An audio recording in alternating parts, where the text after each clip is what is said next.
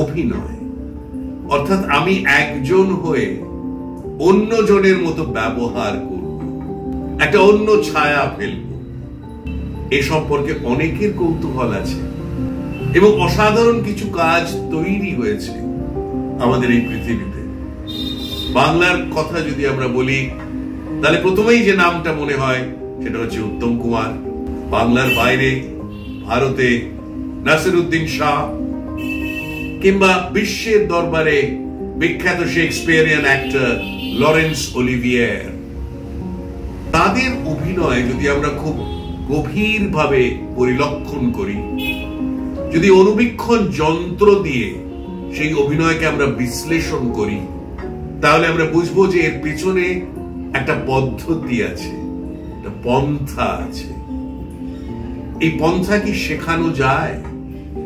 অনেকের মতে অভিনয় শেখানো যায় না, এটা স্বতঃস্ফূর্ত, এটা একটা সাবলীল বৈশিষ্ট্য বা গুণ।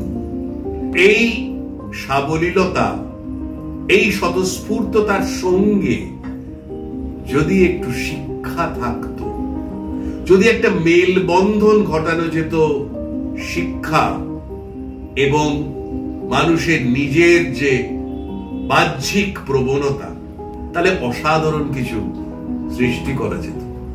যেমন করেছেন উত্তম কুমার, যেমন করেছেন সৌমিত্র চট্টোপাধ্যায়।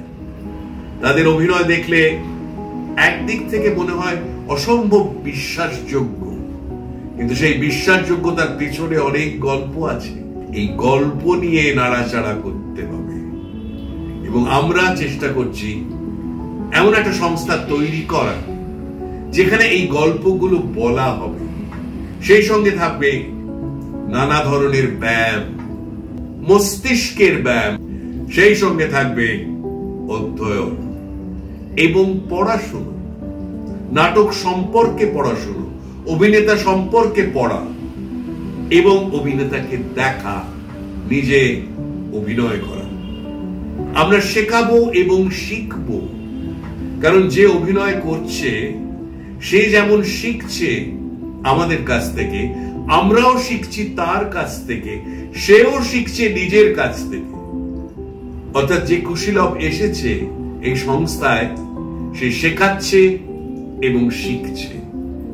এই আদান প্রদানের মাধ্যমে একটা সুন্দর সৃষ্টি তৈরি হতে পারে। আসুন না আমরা হাতে হাত মিলিয়ে নতুন দিগন্তের দিকে এগিয়ে যাই, নতুন কিছু তৈরি করি।